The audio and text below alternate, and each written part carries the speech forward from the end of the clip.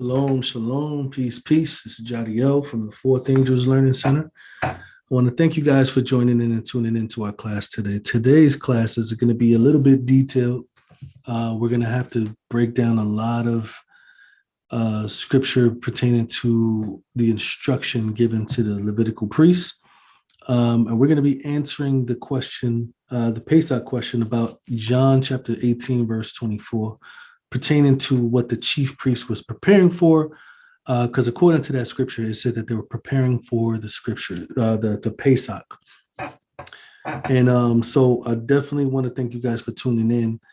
And I'm going to try to go about this very, very simply and slowly, so that way we can correlate all the things that are done. The first thing I want to do is I definitely want to emphasize that the Torah, the law, the instructions given to Moses in what people call the Old Testament, is what we utilize to understand the New Testament. Okay? We do not go backwards. We do not utilize the New Testament to understand the Old Testament in a sense of instructions, like as far as what people were doing during the time that Messiah came to this earth. During the time Messiah came to this earth, they were keeping, or they were observing and walking according to what they read in the Torah. Now, whether they did it correct or not, that has nothing to do with us. But what they did was according to what was written. And we're going to go and check to see what was going on at that time. So first, I want to bring out the verse in John chapter 18. In John chapter 18, I think it's verse 28. This is the verse, the culprit at hand. It says, and they then led they Yahushua from Caiaphas unto the hall of judgment. This is where Pilate was. And it was early. They themselves did not go into the judgment hall because they did not want to be defiled, but that they might eat the Passover or the Pesach. So these priests that came from Caiaphas, which is the high priest, I think it says it right here, Caiaphas, the high priest, they took them here and they didn't want to go in because they wanted to eat the Pesach. Because according to them, if they went into a person of another nation's home, they would be considered unclean. So who was the ones taking him? The ones taking him, let's look at a few more verses in this chapter. So let's get a full context, and then we're going to go see about the culprit in John 19 as well. There's a verse in John 19 that brings a lot of confusion as well. So if Passover was when Messiah ate it, why would they talk about not going into the judgment hall? Because they did not want to be defiled to eat the Passover. Now, according to what we just went over, this would be the daytime of the 15th of the month. This would be the first day of unleavened bread. Why are they talking about eating the Pesach if the Pesach was eaten at the night of the 15th, according to the videos that we just posted about Passover? Well, we're going to look at this. The first thing we're going to see is who led him, right? So it says, and then they led Yahushua from Caiaphas, the high priest, to Pilate. So who led him? First, we see that Caiaphas is a high priest. And we also see here, it says, then Pilate answered, am I a Jew? Your own nation and chief priests have delivered you to me. What have you done? So even Pilate is telling Messiah that the chief priests is the ones that brought you here. So we're dealing with the priests and the high priests, and they did not want to get defiled because they, the priests, wanted to eat the Pesach during the daytime of the 15th. Let's check that out. Let's look at John chapter 19 also. John chapter 19, looking at verse 6, it says, when the chief priests, therefore, and the officers saw him, they cried out, saying, crucify him, crucify him. Pilate said to them, take ye him and crucify him, for I find no fault in him. So the chief priests were the ones there antagonizing the people, instigating the people to say, crucify him. Let's look at a few more verses to see who are these people. It says, and it was the preparation of the Pesach. It was around the 6th hour. The 6th hour in Gregorian time is around 12 p.m. 12 p.m., so noon. And it says that it was the preparation of the Pesach at around 12 p.m. Now, according to Torah, let's look at when you're supposed to prepare the Pesach, according to the night. If this is talking about the same time, let's go to Exodus chapter 12, looking at verse 6.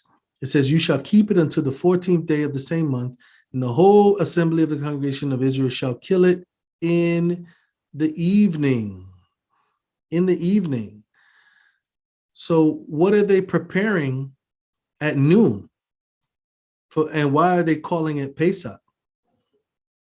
So it says that the chief priest brought them there, right? And then that they were preparation of the Passover at noon, but the Passover was prepared at evening. So what are they doing at noon on the 15th day of the month? Let's continue to read.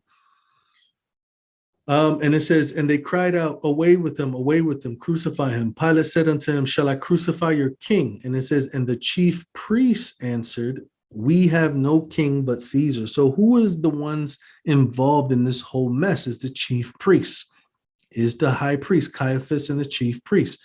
Verse 21, then said the chief priests of the Jews to Pilate, do not write king of the Jews. But he said, he says, write not the king of the Jews, but that he said, I am the king of the Jews. So again, we see that the chief priest is the ones doing the instigating, the chief priest. So the chief priests wanted to eat something that they referred to as Pesach. They were preparing the Pesach around noon on the 15th day of the month, the first day of unleavened bread.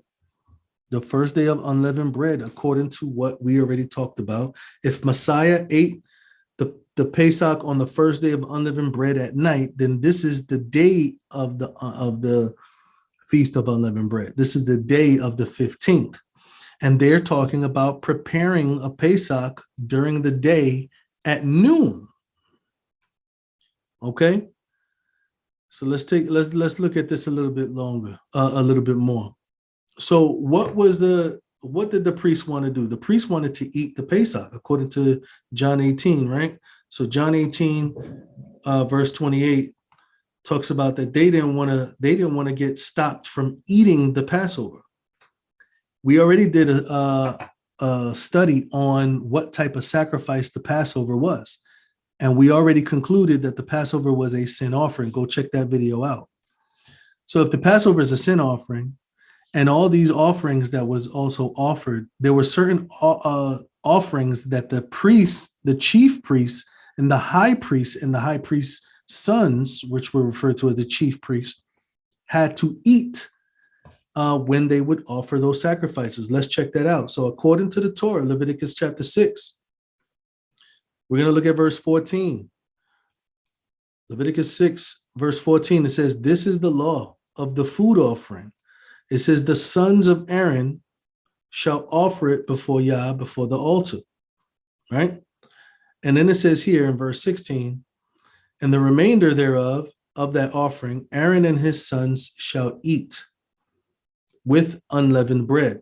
Shall it be eaten in the holy place, in the court of the tabernacle of the congregation, they shall eat it. So it says here that they're supposed to eat the bread offering. Let's continue to look at this. Let's go to verse 25 as well. It says, speak unto the Aaron and to his sons. This is the law of the sin offering.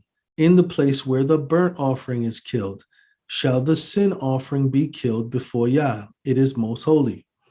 The priest that offers it for sin shall eat it. In the holy place shall it be eaten, in the court of the tabernacle of congregation. Again, Aaron and his sons are supposed to eat the offerings that is offered. Let's look at verse 21. I'm sorry, not verse 21, 29. It says, all the males among the priests shall eat thereof. It is most holy. So we have here a clear understanding that the priests had to eat the burnt offering, the sin offerings, and as well as the burnt offerings. Let's look at verse 17 real quick before we leave Leviticus 6. It says, it shall be baked with leaven. I have given it unto them for their portion of my offerings made by fire. It is most holy, as it is the sin offering and as the trespass offering. And all the males among the children of Aaron shall eat of it. It shall be a statute forever in your generations concerning the offerings of Yah made by fire. Every one of them that touches them shall be set apart, holy, right? Okay, so let's look at a few more indicators. Let's go to the prophet Ezekiel. Well, let me check what I wrote here. Prophet Ezekiel, verse 44.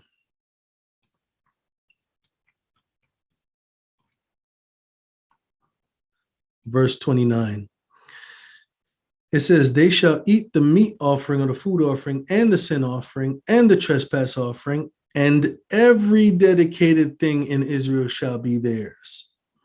The first fruits of all the fruit, the first fruits of all things, every oblation of all, that's offerings.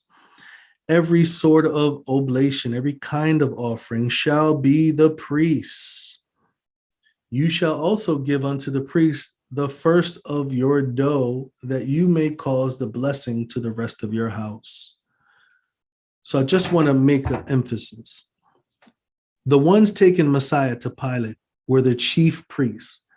They just left Caiaphas, the high priest's house, and it was the chief priest that was antagonizing or instigating the crowd to kill the Messiah.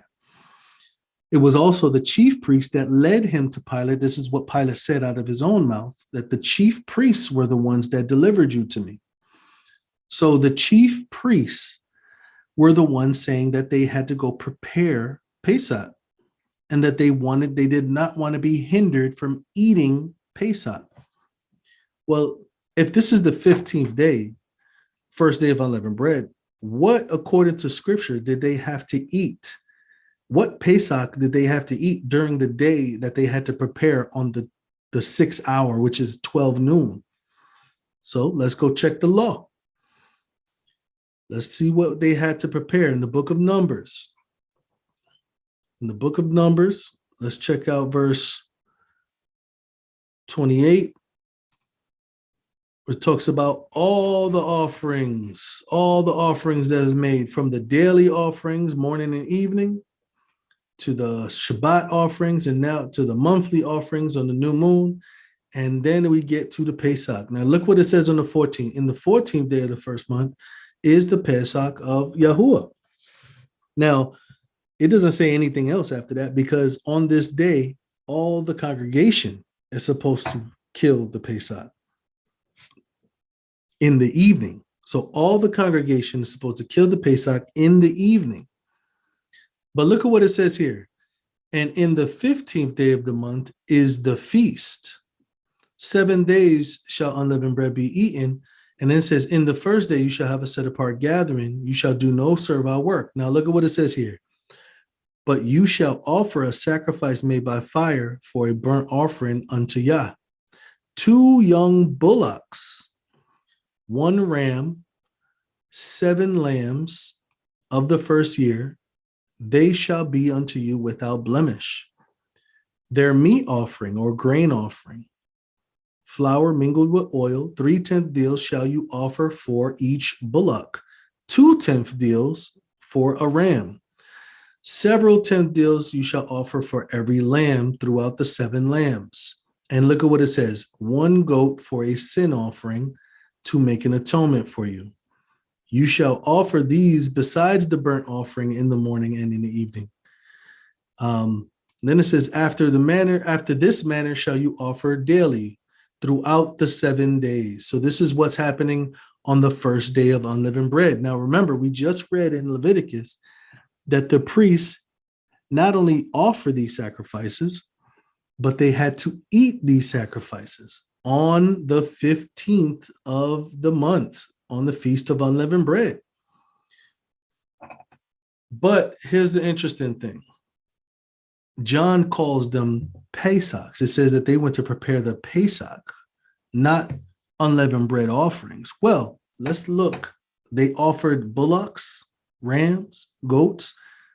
Let's see what Israel referred to those sacrifices that occurred on the 15th day. Let's see what he referred to those things as. Let's check out 2 instances in history. Let's go to Hezekiah in 2 Chronicles first. So we can see, according to history, what did Israel refer to, or how did Israel refer to those sacrifices that were made on the first day of unleavened bread?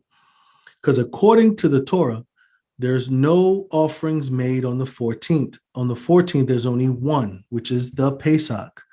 On the 15th, they were supposed to eat it at night, and during the day, there was supposed to be a special set of offerings made by the priests that day. This is what the priest is referring to, that they wanted to eat on Pesach. But why are they referring to it as Pesach? Well, let's take a look. 2 Chronicles chapter 30, we're going to start from verse 13.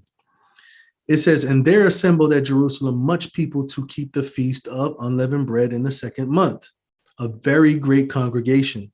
They arose and they took the altars that were in Jerusalem, and the altars of incense, for incense, took they away, and they cast them into the brook of Kidron. And look at what it says. They killed the Passover on the 14th day of the 2nd month, right? This is what the whole congregation is supposed to do according to the instructions in Torah. It says, and the priests and the Levites were ashamed, and they sanctified themselves and brought in burnt offerings to the house of Yah. There stood in their place after their manner, according to the law of Moses, the man of Elohim. So they're about to follow instructions that is written in the law, where we just read those instructions, the service in the law of Yah, the burnt offerings, the rams. This is what was supposed to be offered on the 15th. The Passover was eaten on the night of the 15th, and these are what's supposed to be offered on the day of the 15th, which is also referred to as Pesach. But we're going to see them refer to it as Pesach in a second. 1 second. So it says, the priests sprinkled the blood, which they received at the hand of the Levites. For there were many in the congregation that were not sanctified. Therefore, the Levites were in charge of killing the Passovers. Look at what it says, the Passovers, for everyone that was not clean, to sanctify them unto Yah. It says, for a multitude of people, many from Ephraim, Manasseh, Issachar, Zebulun, had not cleansed themselves, yet did they eat the Pesach, otherwise than it is written. But Hezekiah prayed for them, saying, good Yahuwah, pardon everyone that prepare his heart to seek Elohim, Yahuwah Elohim of his fathers, though he be not cleansed according to the purification of the sanctuary. It says, Yahuwah hearkened to Hezekiah and healed the people. And the children of Israel that were present in Jerusalem kept the feast of unleavened bread. That's from the 15th. The Levites and the priests praised Yah day by day, singing with loud instruments unto Yah. Hezekiah spake comfortably unto all the Levites that taught the good knowledge of Yah. And they did eat throughout the 7 days, offering peace offerings. Who did eat? He was talking to the Levites. They ate throughout the 7 days, offering peace offerings and making confession to Yahuwah Elohim, our fathers. Look at what it says. The whole assembly took counsel to keep another 7 days, and they kept 7 days with gladness. Now, watch this.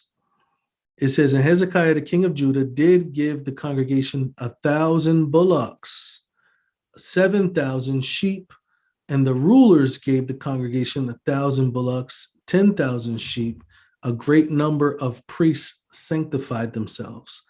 All the congregation of Judah with the priests and the Levites and all the congregation came out of Israel, and the strangers that came out of the land of Israel and that dwelt in Judah rejoiced.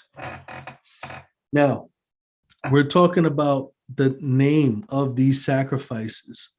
Why did they refer to it as pesachs? We're just looking at what they offered. The bullocks, the rams, the sheep, this is what was offered. This is not what was offered on the 14th. This is what was offered on the 15th. And then according to Numbers 28, this is what was supposed to be offered every day on those 7 days. So let's check out another instance in history, 2 Chronicles chapter 35. It says here, King Josiah kept the Pesach unto Yahuwah in Jerusalem, and they killed the Pesach on the 14th day of the month.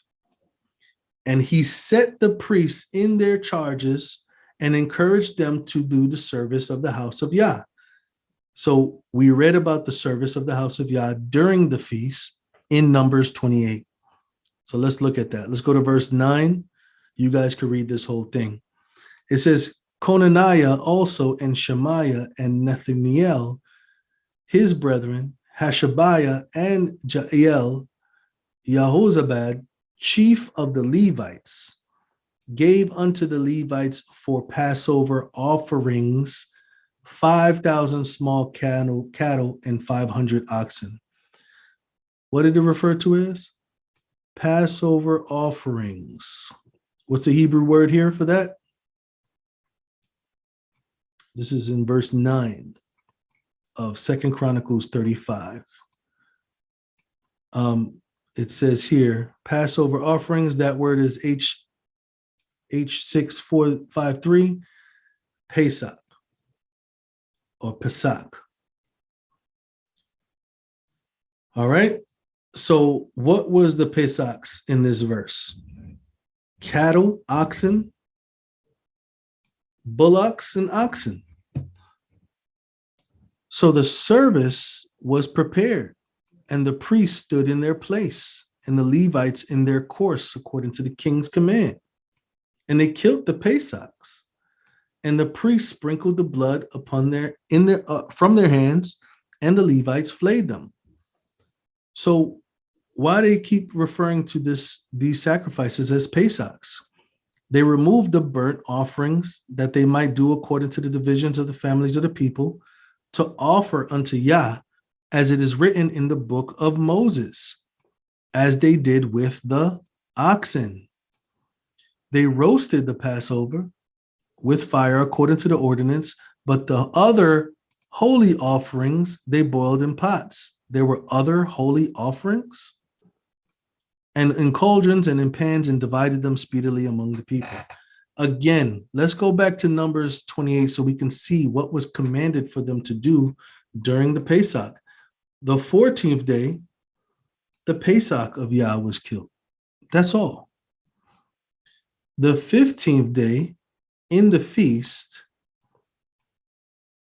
sacrifice made by fire, burnt offering unto Yah were rams, bullocks or cattle, 1 ram, lambs or goats, bread offerings, ram offerings, and bullocks. These are all referred to, according to scripture, according to 2 Chronicles chapter 35, verse 9 to 14. These offerings made on the 15th were referred to as Pesachs.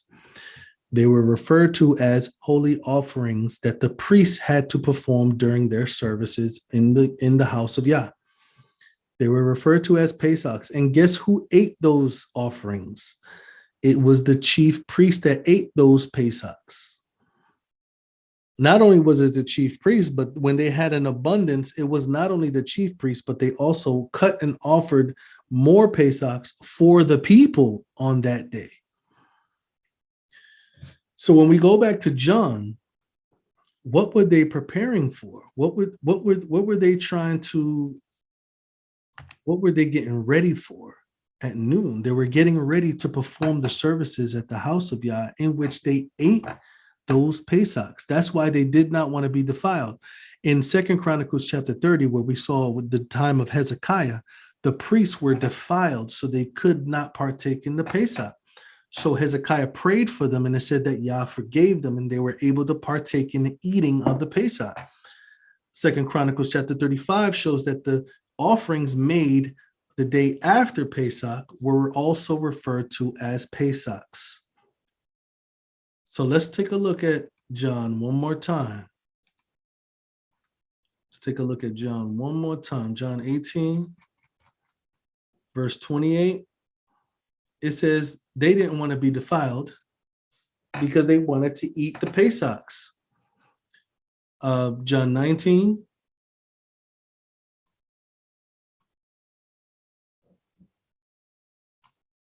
The chief priests were the ones crying out to basically crucify the Messiah, right? And it says here in 19:14, it says it was the preparation of the Pesach around noontime. What does that mean? That means that they had to go and prepare at noon. It didn't say that it was, I don't believe that it was referring to it being noon at this time, but that they had to prepare the Pesach at noon, just like they were commanded to in Numbers 28, just like how we saw occurring in history in 2 Chronicles 35, verse 9 to 14. So this is what the priests did on the 15th. They prepared Pesachs, and the abundance of Pesachs that were offered, they would cut and offer those Pesachs and give the remaining to the people as well. So we see clearly that there is no confusion between John and Matthew, Mark, and Luke. John is just simply offering a different angle. He's focusing on the chief priest aspect, which is in another sense gives me just the possibility that he may have been a Levite. He may have been a Levite for him to have so much insight on the chief priest, the priesthood. I believe it was also John that was able to go into Caiaphas' home that night, according to scripture, and open up the door for Peter. So we see clearly that John does not contradict Matthew, Mark, or Luke. John is talking about a totally different thing. He's talking about what the priests had to perform, not what the people had to perform. Remember, the whole congregation performed the Pesach the 14th at evening, and they ate it at night. They ate it at night, which was the same night they left Egypt, which was the 15th of the month, according to Numbers 33, verse 3. So the Pesach that was performed during the 15th day by the priests were the offerings and the sacrifices instructed to them in Numbers chapter 28. But it was also seen historically in 2 Chronicles 35, verse 9 to 14, that proves that those sacrifices were referred to, those bullocks, those calves, those oxen, those rams, they were referred to as Passovers in the scriptures. So there's no confusion there. If there's any questions, please feel free. Please feel free. Check out all the Pesach Q&A videos before maybe answering. But if you have any questions and you don't want to wait, send your questions in, and we'll be happy to answer those questions, or send you a copy of the video where those answers are located in. And again, we want to thank you guys for joining us, joining our study, joining our class, and we look forward to seeing you guys in the next class. Shalom, everyone.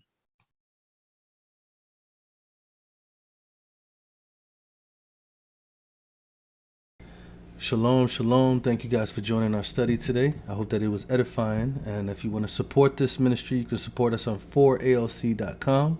And don't forget to subscribe to this YouTube page. Click the like button and the notification bell.